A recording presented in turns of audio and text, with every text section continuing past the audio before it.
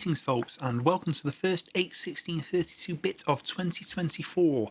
As you've probably gathered already if you're being observant, today's video is about the game Another World, also known as Out of This World, hence the really bad pun of a title that I used.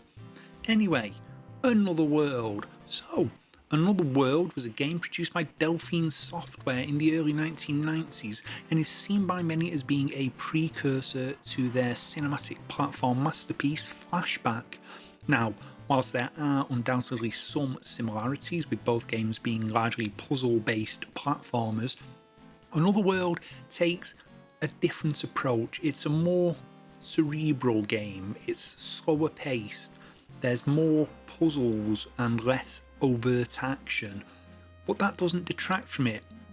And unlike Flashback, which really did lean heavily into the rotoscoped animation, Another World relies entirely on vector-based graphics. Yes, everything you see on screen is, in essence, a two-dimensional polygon. Now, this was unique at the time and frankly still unique today in the realms of two-dimensional games. Traditionally you would use sprites, either hand animated or rotoscope from live action footage.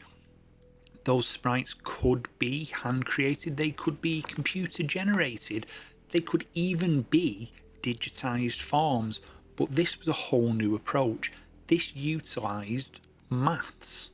These are all vectors. Every animation you see was created using vectors, and it gives the game a unique look, but it also gives it a fluidity that you often don't get from traditional sprite animation. Now, as I said, Another World is a platform game of a sort, but it's more puzzle based and less about the action. Now, as you can probably see here as well, judging by how poor my gameplay is, it's an incredibly difficult game. There is some real challenge going on. And again, that's a deliberate decision made by the game's creators. This game is supposed to challenge you. There's a lot of trial and error, but that's part of the game's fun. Now, quick plot synopsis. Basically, you play a scientist called Lester Chaikin who is doing some work on particle physics with a particle accelerator which mysteriously gets struck by lightning whilst he's running a test. This somehow transports Lester to a mysterious alien world where he must try to survive against the planet's predominantly hostile inhabitants, although along the way he does make friends with one of the inhabitants who's also been captured by the ruling powers, and they both attempt to make good their escape from their prison. Now, the plot, whilst a little bit hackneyed and old hat, serves the game really well. You don't need much more than that, and as the game progresses, you see things done through cutscenes which are completely unvoiced. There's no voice work here, but they still manage to portray the story and let you know what's happening, what has happened, and where you need to be going next. This is a brilliant game if you're into visual storytelling. Apart from anything else, the cutscenes, thanks to the vector-based animation, take up a reasonable chunk of the game without making the game overly massive. You know, this was a game that shipped on floppy disks and then on the Mega Drive and Super Nintendo. Incidentally, the footage you can see here of me playing very badly is from the Mega Drive version. And I do mean playing very, very badly.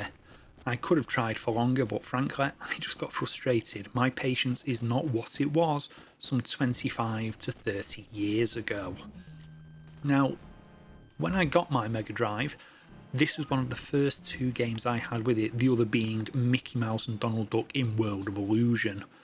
Personally, I preferred playing this, but that was just me. My brother, on the other hand, he loved traditional platformers and he just wanted to play Mickey and Donald, so that was what the bulk of our first couple of days was spent playing. Now, I have to be honest, by the time I got Another World, it was already slipping into the budget realm of Mega Drive releases. I believe it only cost about £20, which, you know, at the time, especially on the system, was considered a budget game. But it was worth every single penny and then some. I do recall having a guide to the game in a magazine, which I think may have been an imported copy of EGM from the US, and I certainly sat there with the guide trying to work my way through the game. Incidentally, I never did get very far. Couldn't complete it. Even using cheat codes to access different levels, it was just too much for my meagre platforming skills, which have only grown worse in the intervening years. Now, this is one of those games I always recommend people should play. It's an interesting take on the genre, and it's something that people should experience. This is, in many ways, this is a precursor to the way platform games would develop later, and almost open worldy feel. Even though it isn't an open world, it has a bit of a feel of that, with a lot of toing and froing and a lot of free roaming exploration of the levels, which wasn't necessarily there in your more traditional platform fare. You know, most traditional platform games at this time were very linear, point A to point B straight away as quick as you can. Another World let you explore to a limited extent, and it did give you a few situations where you did have more than one option as to how you could progress through that part of the level. Now, as I said, I love this game. I think more people should play it. It's easy to get hold of. There's plenty of retro versions which are out there that you can get for your favourite emulator, as long as you own the original copy, of course.